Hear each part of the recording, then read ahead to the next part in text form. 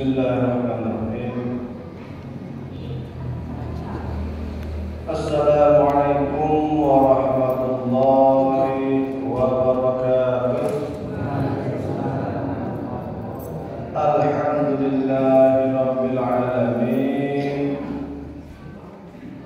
Alhamdulillahilladzi ja'alana ummatan muhammadiyatan ummatan wasatan linakuna syuhada bainan nasi wal qiyamah.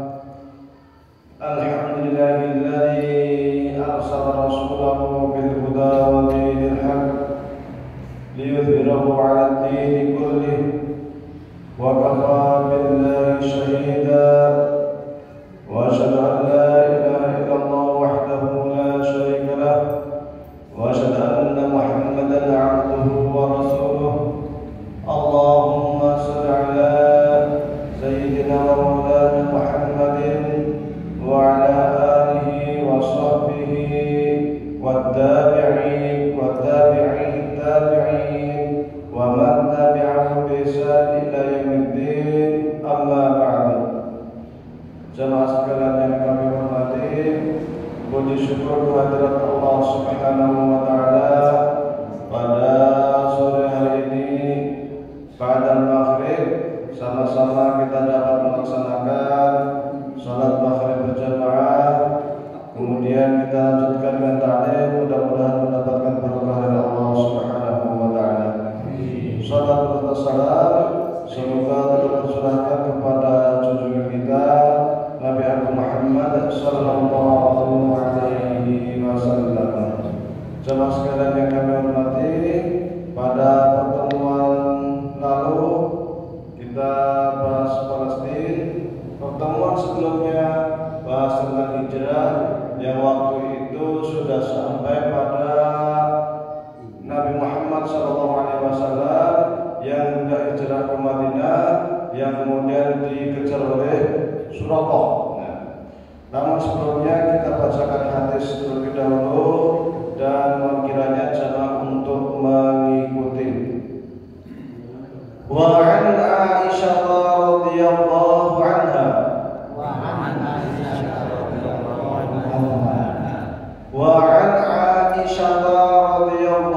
anha.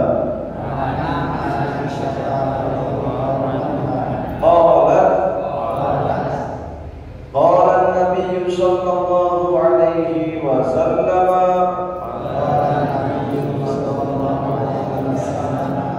لا هجرة بعد الفتح ولكن جهاد ولية. Saya ulangi. وعن عائشة رضي الله عنها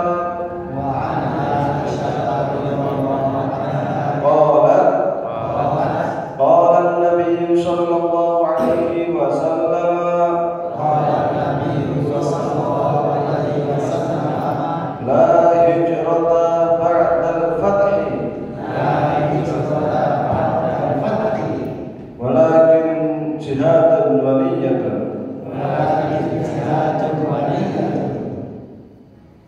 An Aisyah radhiyallahu anha, dari Bunda Aisyah radhiyallahu anha, qalat, ia berkata, qala telah bersabda siapa Nabi Muhammad sallallahu alaihi wasallam, la hijrah, tidak dianggap hijrah atau tidak ada hijrah ba'da fathi, setelah Fathul Makkah.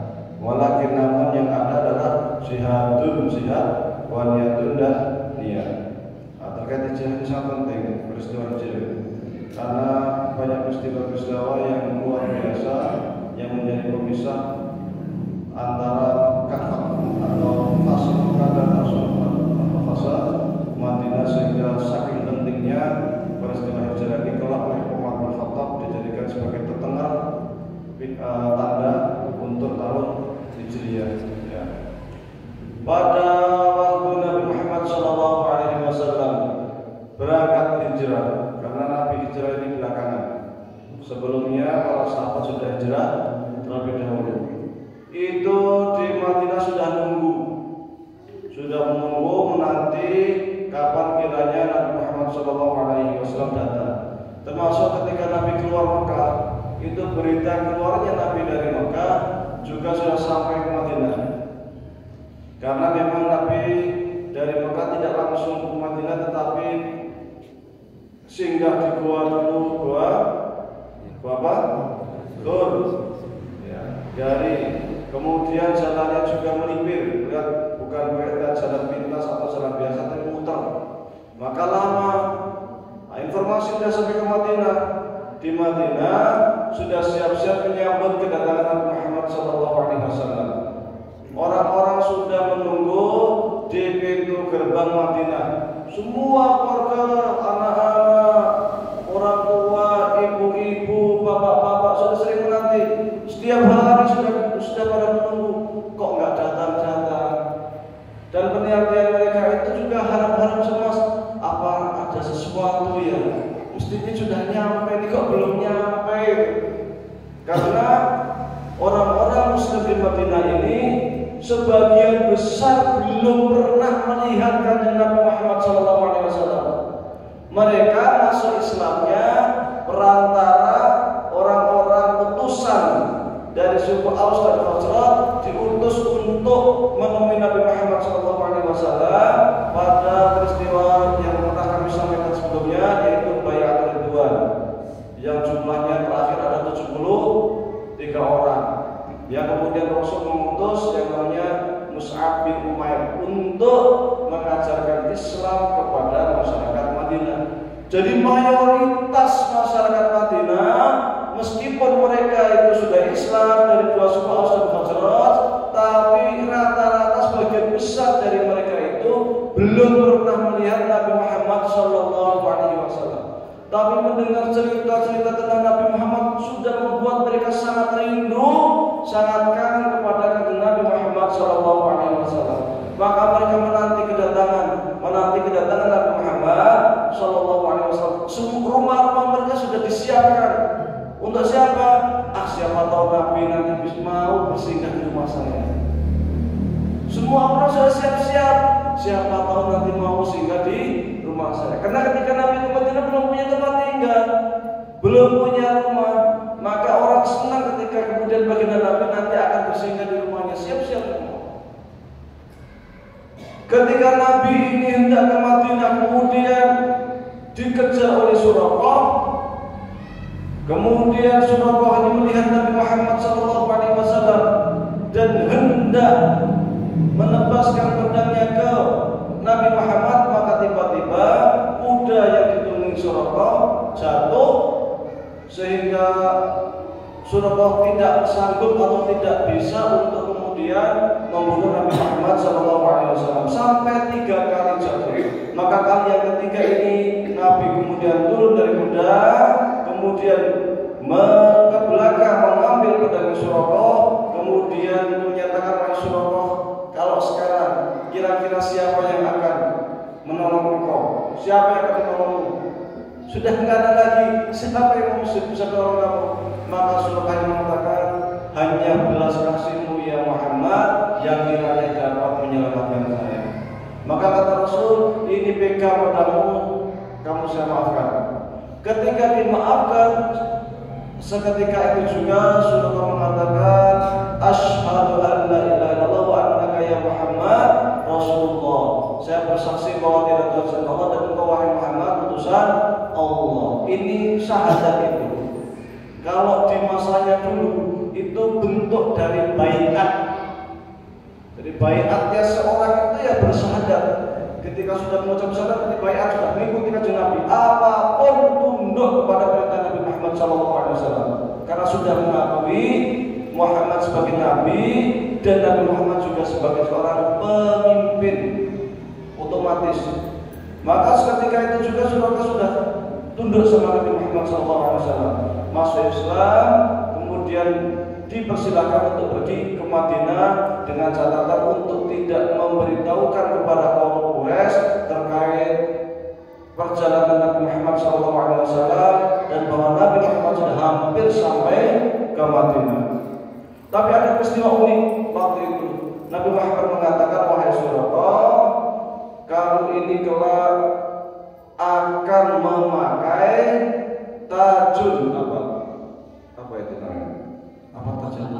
Mahkota. Kelak engkau akan memakai mahkotanya Raja Persia. Maka waktu itu Surah hanya senyum. Kok bisa? Karena waktu itu gak masuk di akal. Bagaimana mungkin Persia negara adikuasa yang ada di Iran sana, kekuasaannya besar sampai ke Asia Tengah sana, masa saya akan memakai mahkota Raja Persia? Tapi ini Rasul yang menyampaikan pasti benar. Maka Surah tersenyum. Kemudian pulang ke Makkah. Kelak pada masa Umar bin Khattab, Surah ini bersama pasukan kaum muslimin ikut berperang melawan tentara Persia, dan pada akhirnya tentara Persia runtuh. Kemudian Surah diutus untuk membawa mahkota Raja Persia untuk diserahkan kepada Amirul Mukminin Umar bin Khattab. Sesampainya di hadapan Amirul Mukminin Umar bin Khattab diserahkan, apa yang dilakukan Umar? Diambil mahkota itu, mahkota apa tadi? Benar ya?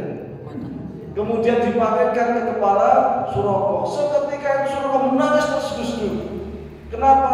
Ingat perkataan Rasulullah SAW ketika dulu mengejar Rasul dan hendak membunuh Rasul, tapi kemudian Rasulullah memaafkan beliau dan Rasul mengatakan, wahai Suraqah, kelak engkau akan memakai mahkota Raja Persia terkenal. Maka menangis terseduh-seduh Suraqah. Setelah itu Rasul kemudian berangkat ke Madinah. Waktu itu ada seorang yang bernama Salman Al-Farisi. Kapan-kapan saya ceritakan itu sahabat Salman ini. Yang dia itu naik pohon, dia belum Islam waktu itu, belum masuk Islam. Dia itu orang Persia, pernah jadi Kristen, pernah macam-macam. Kapan-kapan kita cerita sahabat Salman ini luar biasa. Melihat dia naik kurma, melihat dari jauh Nabi Muhammad datang, maka dia langsung turun. Oh, Muhammad datang. Maka kemudian orang-orang yang ada di gerbang Madinah langsung berlarian. Nabi Muhammad SAW datang. Mereka berlarian ramai sekali menyambut kanjeng Nabi Muhammad SAW. Kalau zaman sekarang ingin ketika ada yang datang kita sambut dengan meriah. Biasanya pakai apa? Bendera ya? Pakai bendera. Zaman dulu belum bendera. Anak-anak pakai apa itu? Anak kecil pada ramai sekali. Sahabat Nabi ramai sekali. Para ibu-ibu sahabat ramai sekali. Bawanya apa? Pelepah kurma. Nabi Muhammad datang. Langsung mereka berlari menemui kanjeng Nabi Muhammad SAW. Maka terkenal dengan sebuah syairnya, Tala'al badru alaina min thaniyatil wada' wajaba syukru alaina mada'an lillahi da' ayyuhal mab'utsu fina jidda bil amri mudha' jidda ashraftal madina marhaban ya khairan da' marhaban, selamat datang ya Rasulullah. Tala'al badru, Tola'a itu artinya terbit, al-badru apa? Bulan purnama. Jadi di masyarakat Arab sangat-sangat biasa ketika memuji orang itu menggunakan bahasa sastra. Termasuk bahasa sastra itu adalah melebih-lebihkan seseorang, karena memang pancaran wajah Rasulullah itu sangat bersinar, sangat luar biasa. Maka digambarkan bahwasanya Rasul itu seperti bulan purnama. Tala'al badr, bulan purnama datang kita. Rakyat Madinah sangat senang. Apa yang dilakukan benar. Semua orang meminta kepada Rasulullah SAW, ya Rasulullah, kebutuhan ramai sekali.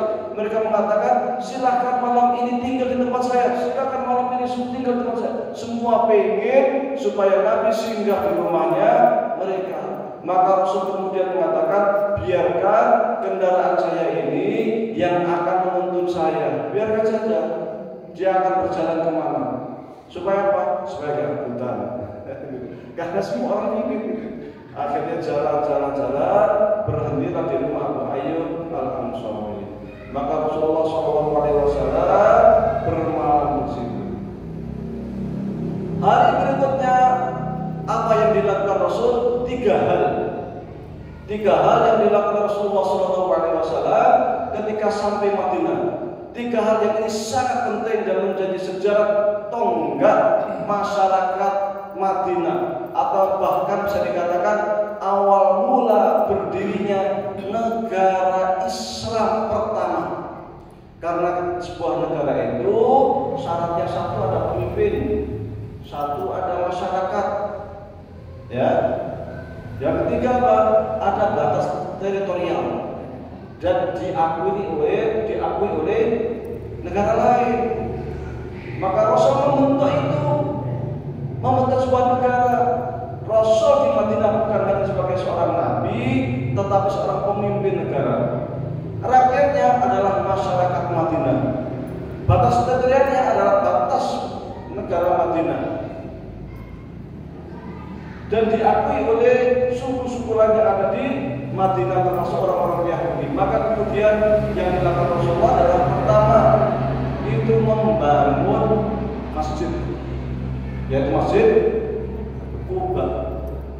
Masjid pertama bangun masjid. Kenapa? Karena masjid ini sarana vital bagi kaum muslimin. Masjid zaman Nabi bukan seperti zaman sekarang ini. Zaman kita masjid digunakan hanya untuk sholat, ya. Kalau nggak sholat ya ngaji TPA, pengajian, hanya itu kan, paling-paling gitu. Masjid zaman Rasul itu bukan hanya itu. Semua kegiatan kaum muslimin sentralnya yang di masjid. Rapat negara di masjid, kemasyarakatan masjid. Ada orang yang bentrok apa, pengadilannya yang di masjid. Ketika tidak perang, kumpul di depan masjid. Semuanya masjid. Dan cara mengumpulkan kaum muslimin caranya dengan apa? Adzan. Jadi kalau umpamanya jam 10 pagi, Allahu Akbar, Allahu Akbar, katanya Bilal bukan Allahu Akbar, Allahu Akbar. Enggak, Bilal katanya enggak. Katanya Bilal suaranya merdu tapi biasa. Orang Mesir masih Allahu Akbar, Allahu Akbar, lempeng. Allahu Akbar, Allahu Akbar. Jadi nggak pakai nada-nada yang seperti sekarang juga. Jadi masjid itu tempat kumpul. Cara mengumpulkannya biasa dengan adzan. Kalau bukan waktu sholat ada adzan, berarti ada rapat mendadak. Maka mereka akan kumpul di masjid. Maka dibangun masjid sebagai apa? Pusat kegiatan kaum muslimin. Dan masjid ini akhirnya turun-temurun sejak zaman Nabi, zaman sahabat, zaman tabi'in. Kalau mereka itu berjihad dan mampu membuka sebuah kota, maka yang mereka dirikan adalah masjid. Karena dari masjid itu nanti muncul universitas, dari masjid nanti muncul rumah sakit, dari masjid nanti muncul lembaga-lembaga sosial. Sampai sekarang di dunia Arab seperti itu. Contoh di Mesir itu ada yang namanya Universitas Al-Azhar. Itu aslinya bukan universitas aslinya. Awalnya ya masjid. Masjid namanya Masjid Al-Azhar. Masih ada sekarang masjidnya bangunannya tua. Umurnya sudah 1000 tahun lebih. Di dalam masjid itu dibuat namanya ruang. Ruang itu kelas, banyak sekali. Disitulah tempat talabul ilmi, tempat belajar. Nah, dari situ kemudian karena sudah santri makin banyak, makin full, baru kemudian dipisah. Ada namanya sekolah madrasah dari TK sampai S3. Tapi awalnya ya masjid. Makanya Al-Azhar itu namanya Al-Jami' wal Jami'ah. Jami' artinya masjid, Jami'ah artinya universitas. Gitu. Di Maroko juga sama. di sana di mana namanya di Universitas Zaitunia di sana. Dari masjid muncul Universitas Zaitunia, awalnya masjid di Baghdad, di Syam, masjid semua. Al-Azhar itu jadi masjid, ada universitas, punya rumah sakit, punya apa usaha, punya macam-macam. Semua itu milik apa? Milik masjid. Maka di Mesir itu tidak jarang ada masjid kecil gitu, lebih kecil dari ini. Saya pernah tinggal di sebuah tempat di sana. Tapi masjid punya apa? Punya TK, punya apa namanya itu untuk jualan, punya supermarket. Tapi itu kan masjid. Punya rumah sakit, klinik yang ini. Ada di daerah Rafah Al-Adawiyah yang pernah terjadi peristiwa tahun 2000 berapa musim 2013. Itu masjid namanya Masjid Rabi Al-Adawiyah, punya rumah sakit berapa lantai. Yang punya masjid, masjid punya rumah sakit, masjid punya supermarket, masjid punya sekolahan dan sebagainya. Yang punya masjid. Kalau kita kan enggak, universitas bangun masjid, ada masjidnya kecil ya. Di Universitas Mojok atau sekolahan ada musolanya kecil Mojok gitu. Kalau sana enggak, masjid dulu, dari masjid nanti muncullah amal usaha milik masjid yang berbagai macam yang bervariasi. Maka Rasul juga bangun masjid itu ada dari siapa? Dari Rasulullah SAW. Yaitu membangun masjid sebagai sarana untuk pusat kegiatan kaum muslimin. Sehingga ketika masjid kok mendirikan amal-amal usaha seperti supermarket untuk bisnis sah boleh. Asal yang penting itu jualannya nggak di dalam masjid sini kan.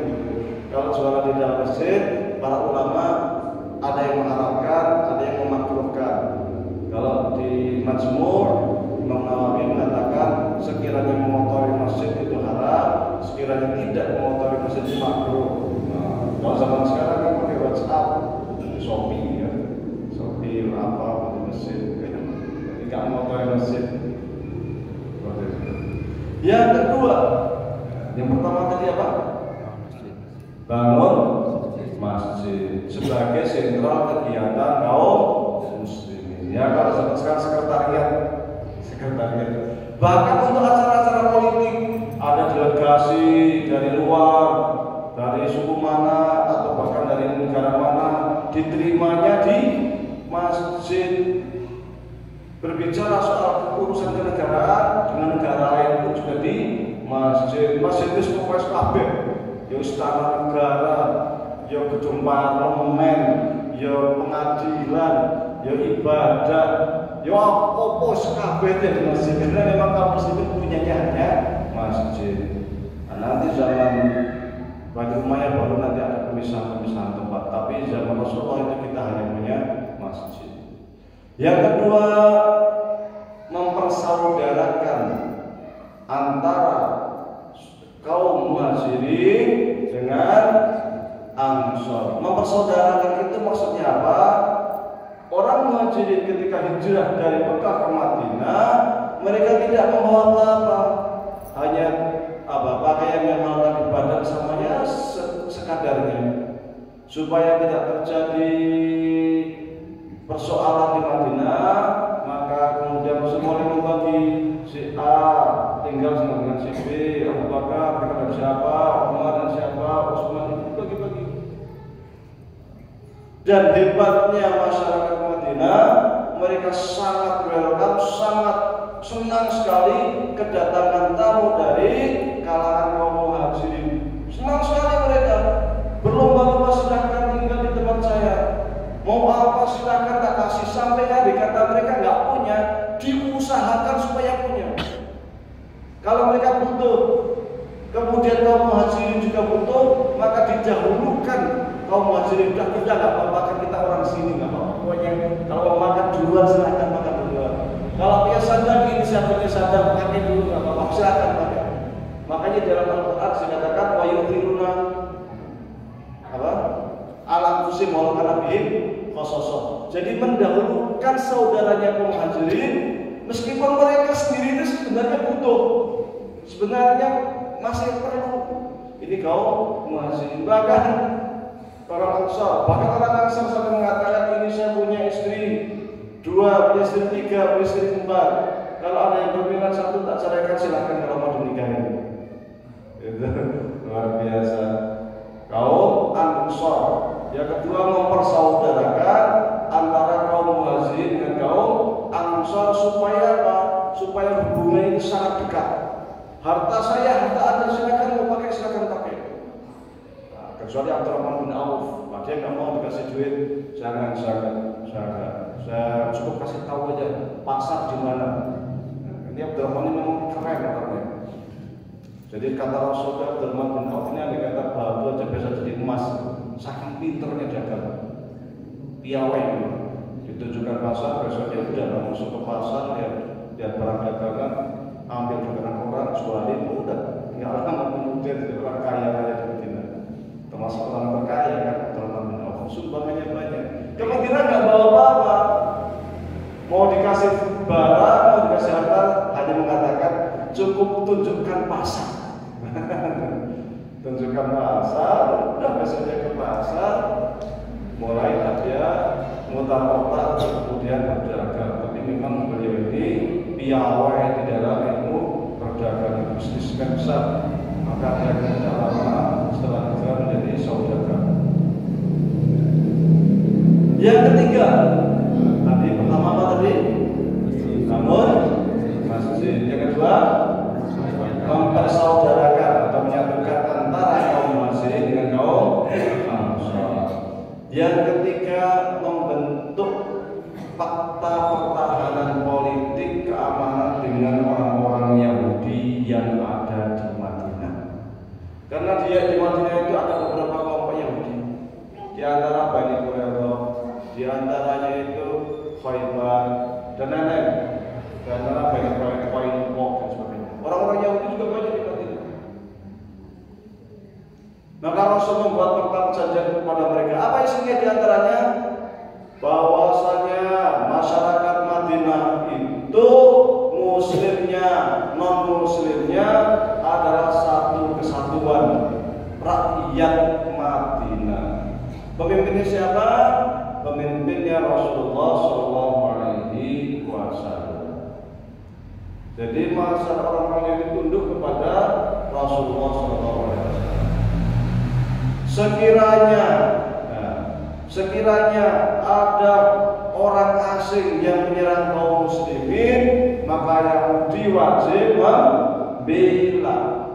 Sekiranya ada orang luar Madinah yang menyerang kaum Yahudi, maka kaum muslimin wajib membela.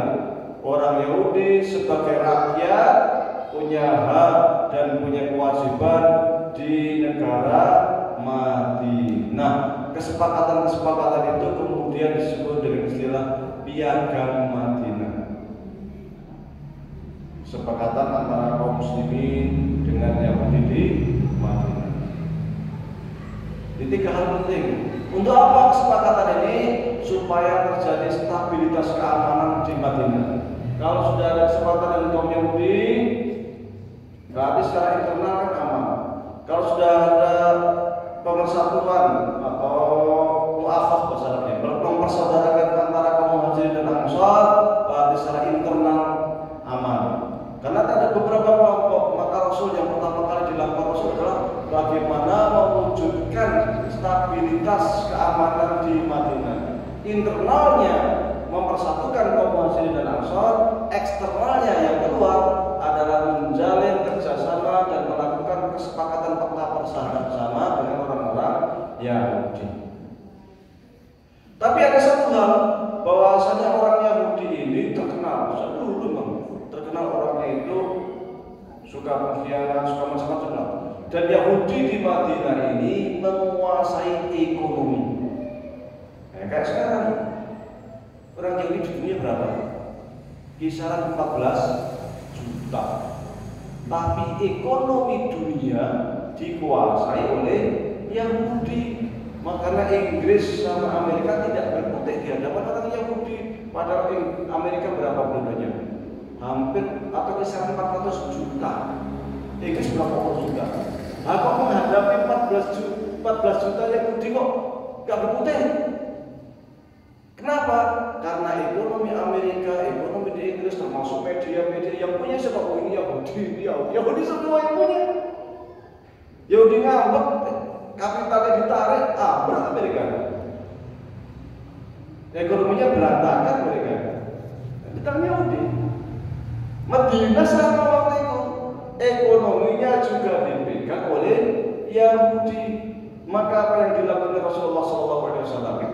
Membangun pasar sendiri, pasar kaum muslimin. Kita bangun pasar, sehingga transaksi perdagangan kaum muslimin itu berputar di dalam kalangan kaum muslimin. Untuk rugi masuk yang kaum muslimin, kan gitu. Jadi menghidupkan ekonomi rakyat, menghidupkan ekonomi umat, sehingga kapital atau dana kaum muslimin itu larinya tidak ke orang-orang Yahudi.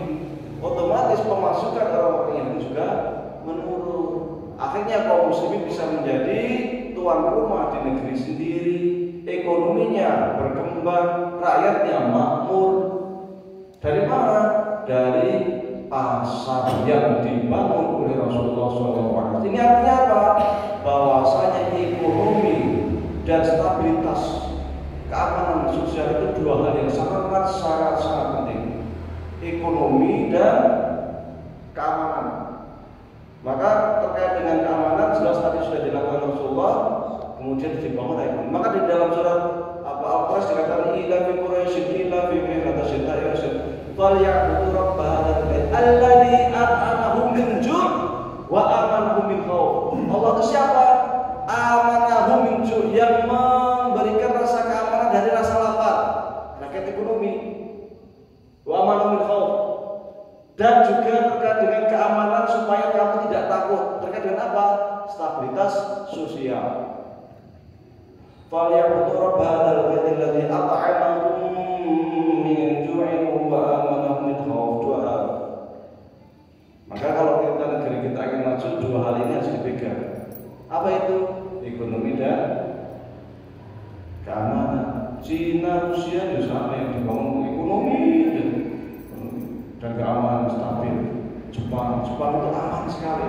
Barang jatuh besok masih ada. Kalau nggak ada apa? Sudah di kantor polisi. Tapi nggak ada yang ngambil nyuri itu nggak ada. Kan di Jepang. Kalau kita kan barang ini jangankan jatuh, saku aja hilang.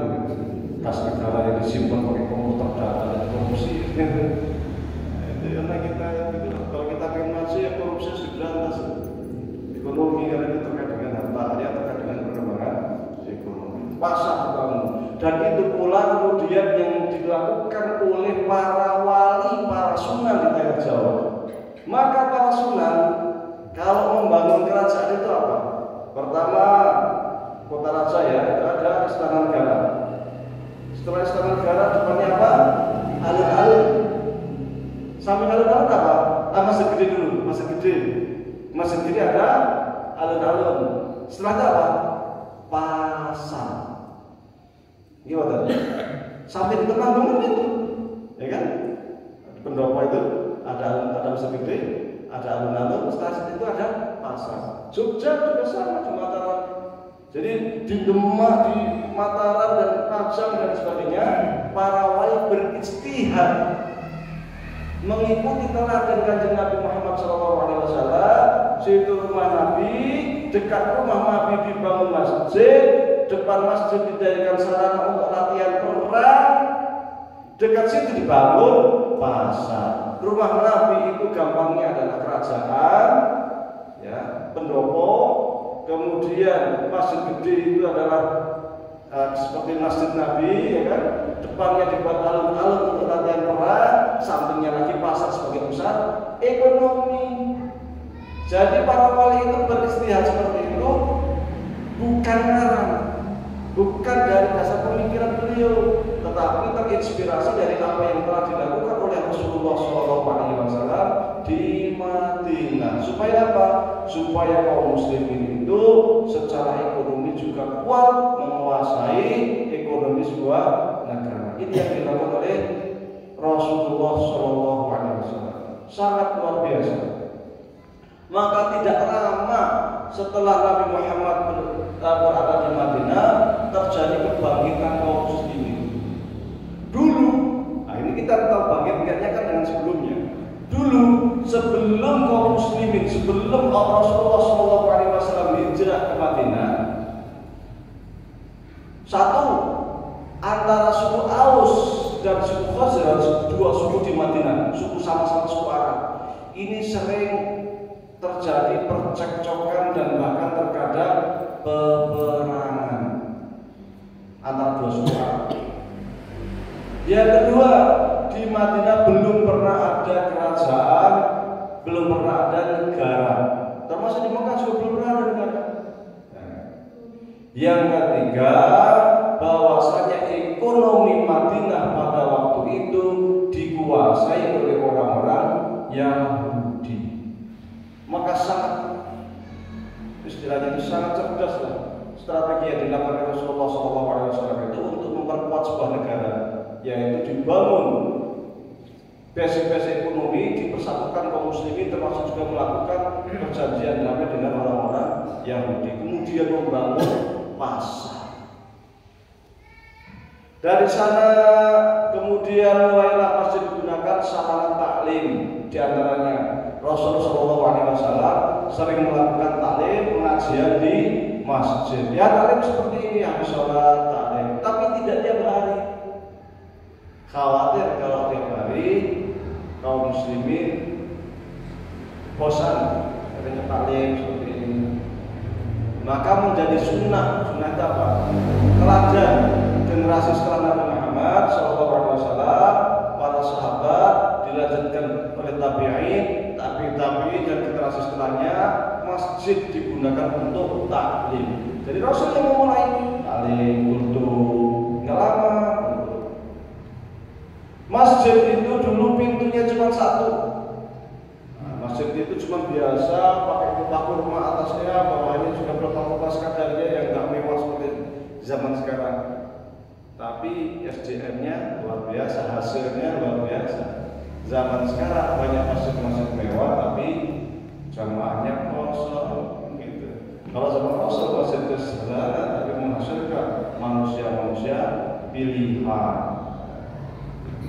Dulu pintunya satu. Kalau orang masuk gitu kan. Padahal para sahabat juga pengen masuk, keluar berbutuh. Sahabat juga pengen keluar. Akhirnya yang ibu-ibu nggak enak, maka kemudian usul kepada Rasulullah, ya Rasulullah, ini kok pintunya cuma satu ya, dan kita juga pengen keluar masuknya itu dengan tenang. Barangkali dibuatkan satu pintu khusus untuk ibu-ibu.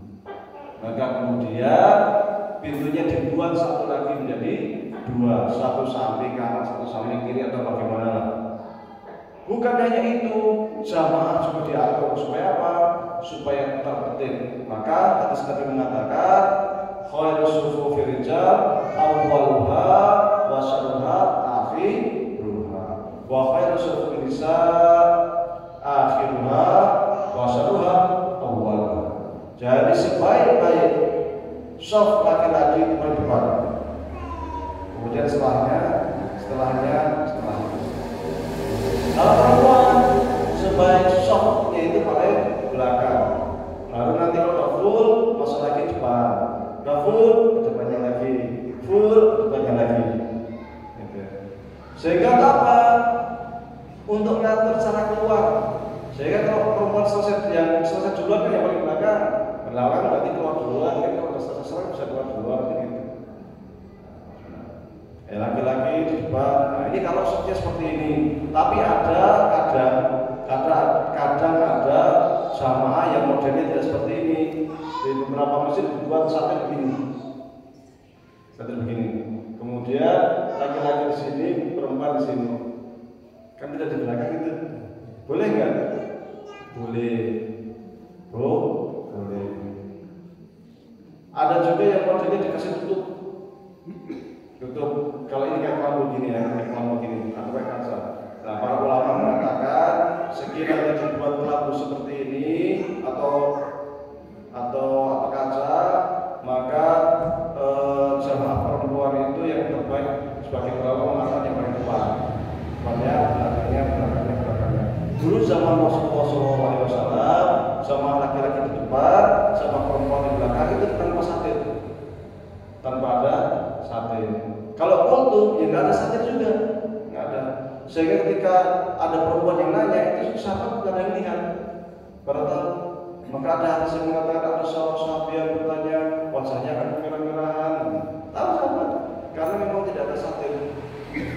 Jadi satir itu kan istilah ulama sekarang. Nah, kalau sama Nabi nggak ada, biasa. Jadi antara laki-laki perempuan itu ya tidak membaur tetapi terjaga. Meskipun tanpa satir tetapi terjaga. Kalau di mazhab Syafi'i istilahnya ada satir itu yang memang yang apa? Cemrawang. Karena salah satu syarat sahnya sholat jamaah yang belakang harus lihat depan, bukan tutup sehingga mengatakan dengan suara, tetapi harus bisa melihat. Itu di mazhab Syafi'i ya. Jadi di dalam masjid pun diatur, masih diatur sistemnya, pengajiannya, Rasul selalu mengadakan pengajian, tetapi tidak setiap saat. Pernah suatu kali Rasul itu mengadakan pengajian di masjid, tiba-tiba datang orang Arab Badui, apa yang dilakukan? Ke pojok masjid kencing, kencing. Maka sahabat pada marah-marah, Umar wah ini orang nggak kurang ajar, sopan. Tapi kata Rasul, biarkan dulu, biar selesai kencingnya, biar selesai. Dulu nggak tackle, masih tanah, masih apa. Kalau selesai kencing, kalau panggil aku datang sini.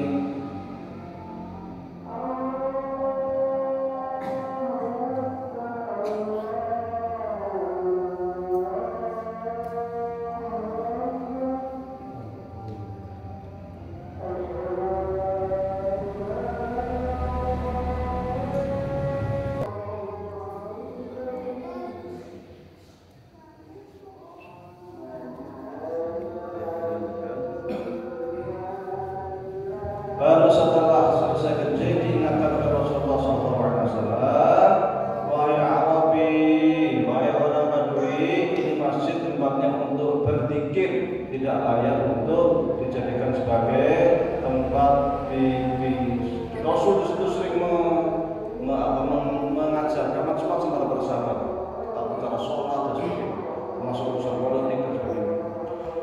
Madinah karena dia itu sudah menjadi sebuah negara, maka kemudian para ulama menyebutnya dengan istilah Darul Islam. Darul Islam. Sementara negara selain Madinah disebut dengan istilah Darul Kufri, negara kafir. Mereka yang ada di Mekah, berarti mereka itu masih di tempat yang bernama Darul Kufri. Orang-orang yang di Mekah, apakah setelah Rasul hijrah ada yang masuk Islam? Masih ada saja yang masuk Islam, sedikit. Maka mereka itu masih diperkenankan untuk kemudian berhijrah ke Madinah, hijrah ke Madinah. Maka mereka juga masih disebut dengan kaum muhajirin, meskipun mereka hijrah setelah Nabi Muhammad SAW. Jadi mereka masih disebut kaum muhajirin. Ada negara lain yang sering kita dengar dengan istilah Darul Harbi.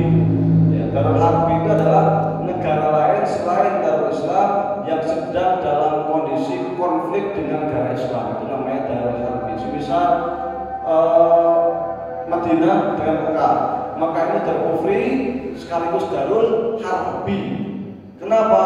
Karena Mekah dalam posisi sering melakukan penyerangan kepada kaum muslimin. Di antaranya adalah perang Badar, perang Uhud, perang Khandaq dan lain sebagainya. Maka Mekah ini Darul Kufri sekaligus Darul Harbi. Ada yang sering disebut dengan istilah Darul Ahdi, yaitu negara lain yang mereka itu penduduknya non-muslim, negaranya bukan negara Islam, tetapi punya perjanjian damai dengan negara Islam dengan Madinah. berpisah dengan Ethiopia sebelum kemudian Ethiopia ini karena Raja Najasyi masuk Islam kan rajanya, tapi secara mayoritas penduduknya kan tidak masuk Islam, maka mereka diberi istilah Darul Ahdi. Kaum muslimin punya hubungan baik dengan Ethiopia, tidak ada masalah. Implikasinya di mana? Apakah ada pengaruh dengan sebutan Darul Ahdi, Darul Islam, Darul Kufri dan sebagainya? Ada. Umat Islam pada masa itu adalah siapapun yang sudah masuk Islam maka status kewarganegaraannya adalah warga negara Islam. Jadi Islam itu bukan agama saja. Islam itu agama, bangsa, dan negara. Satu-satuan. Kalau sekarang kan enggak, Islam itu cuma agama. Agama apa? Islam titik gitu. Dulu enggak. Kalau sudah Islam berarti bangsanya juga bangsa Muslim gitu. Bukan bangsa Indonesia, bukan bangsa Palestina, bukan bangsa Muslim. Sekarang kita enggak. Kita Muslim tapi saya Indonesia. Kamu Muslim tapi kamu Muslim kan gitu. Kalau dulu enggak, pokoknya selama dia Islam berarti bangsanya juga bangsa Islam. Maka akan menjadi persoalan ketika ada seorang Muslim tapi dia itu berada di Mekah namanya. Apakah dia itu termasuk rakyatnya Medina?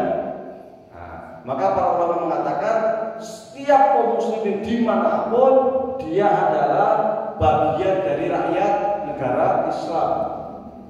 Maka ketika ada seorang Muslim di Mekah kok mencuri, kalau ke Medina kita akan dukung. Meskipun dia orang Mekah, tapi kan dia Muslim. Selama kamu Muslim, berarti kamu rakyat saya, gitu. Kamu bangsa kami. Maka karena dia rakyat negara Madinah, dia akan dihukum. Loh, bagaimana ketika dia itu umpamanya seorang Muslim ada di Romawi, negara Romawi, nyuri, sudah dihukum di Romawi. Apakah kemudian ketika dia datang ke Darul Islam akan dihukum lagi? Nah, ini khilaf antar ulama. Ada yang mengatakan hukum lagi kan dia belum dihukum di Darul Islam, dia kan enggak, selama sudah dihukum di sana, berarti sudah dihukum. Tapi statusnya dia warga negara Islam. Kalau implikasi lain secara ekonomi, kalau dia itu meskipun tinggal di Romawi ya, tinggal di Romawi, dia Muslim, dia pengen dagang masuk ke negara Madinah, ke Darul Islam, maka meskipun dia membawa dagangan, dia tidak berhak untuk dimintai pajak masuk ke negara Islam. Apa pajak yang namanya? Cukai. Nggak bayar cukai. Kenapa? Karena dia bangsa Islam gitu. Dia rakyat kita, maka dia nggak bayar cukai. Beda kalau non Muslim, orang Romawi non Muslim masuk ke negara Islam membawa dagangan, maka dia harus bayar cukai. Bayar cukai sebagai apa? Sebagai jaminan nanti ketika dia ada di negara Islam, dia mendapat hak keamanan di dalam Islam. Sehingga ketika dia ada masalah, didolimi, ditipu dan lain sebagainya di negara Muslim, pemerintah Islam harus membela orang ini, meskipun dia non Muslim. Statusnya sebagai mustakmin. Mustakmin itu adalah non Muslim, warga negara asing masuk ke negara Islam karena dia sudah membayar pajak masuk, maka dia mendapat jaminan keamanan oleh negara Islam. Jika terjadi apa-apa, negara Islam wajib tanggung jawab. Nah ini implikasi luar biasa. Sekarang udah nggak ada model-model begini. Implikasi lain, ketika negara Islam sudah pecah-pecah, Mesir negara sendiri, waktu zaman Malik, Irak sendiri, kemudian Iran sendiri, Maroko sendiri. Maka ketika ada orang Muslim Maroko masuk ke Mesir, kita masih sama-sama Muslim, maka masih statusnya bangsa Muslim.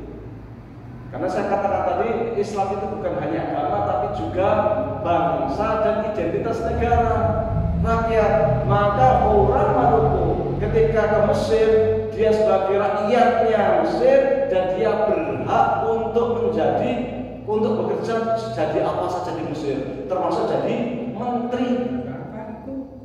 Seperti Ibnu Khaldun yang dulunya di Maroko pindah ke Mesir, kan seperti Muslim, masuk di dalam Darul Islam.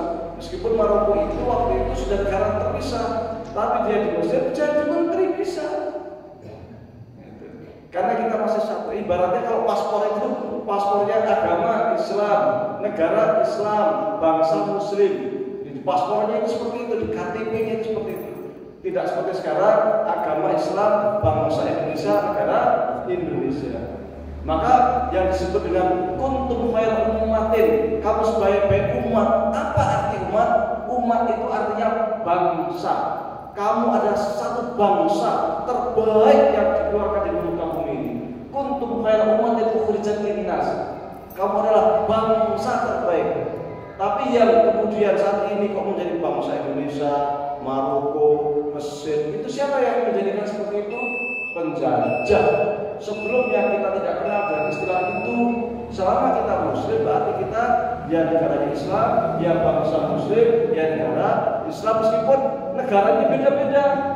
Tapi kita masih punya satu kesamaan, yaitu bangsa Muslim, sehingga ekonominya bersama. Ketika saya berdagang ke negara Muslim lainnya, tidak ada pajak. Ketika saya ke negara Muslim lain ingin jadi PNS, bisa tanpa harus berubah kewarganegaraan. Itu dulu sebelum penjajah masuk ke negara-negara Muslim. Setelah penjajah masuk ke negara-negara Muslim, kemudian memperkenalkan yang namanya negara bangsa.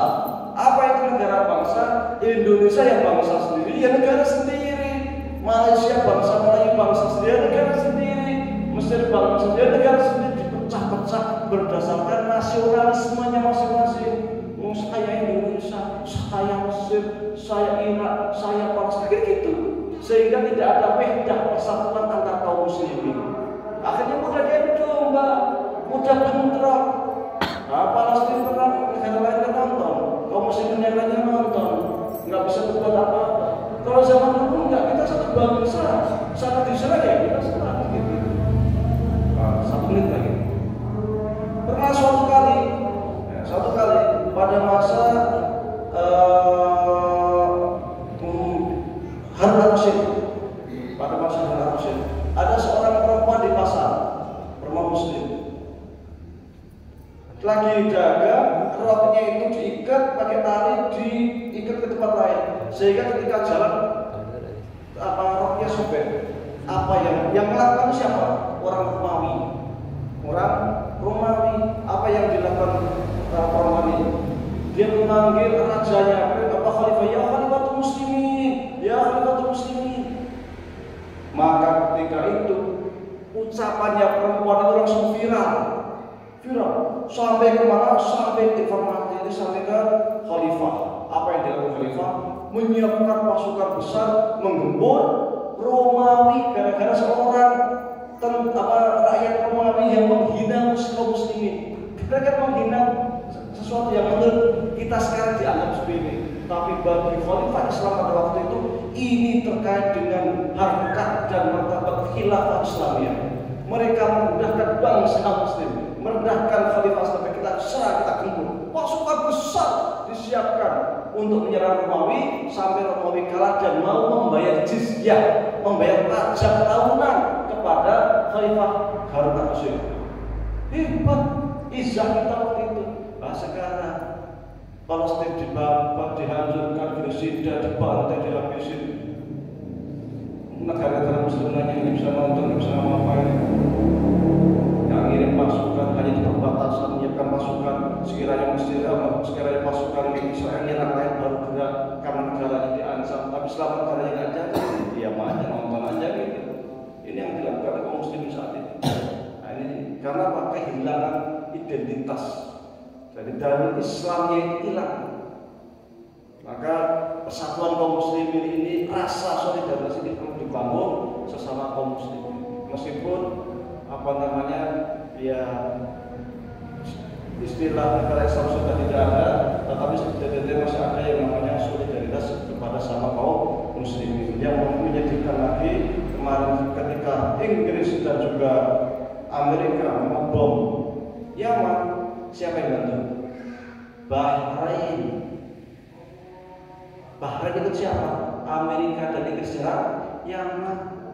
Kok bisa? Padahal Yaman itu berjihad itu membela rakyat Palestina, tapi yang membantu orang-orang kafir menyerang Yaman justru Bahrain, negara Arab. Apa nggak bikin ngenes? Nggak bikin sedih? Mengkhianati kaum muslimin dalam kondisi seperti ini. Nah, inilah kita saat ini. Maka kata Rasul, kalian itu nanti akan seperti buah di lautan, banyak sekali, tapi sudah dipermainkan orang kafir. Karena mereka tidak dapat mampu menghadapi tekanan dari barat. Sehingga ketika diminta tolong, silakan mau nyerang lewat pangkalan kamu, silakan pakai. Yang diserang siapa? Yaman. Sangat menyedihkan, sangat menyedihkan. Baik, mudah-mudahan bermanfaat. Mudah-mudahan Allah Subhanahu wa taala memberikan ilmu yang memberikan manfaat bagi kita dunia dan akhirat.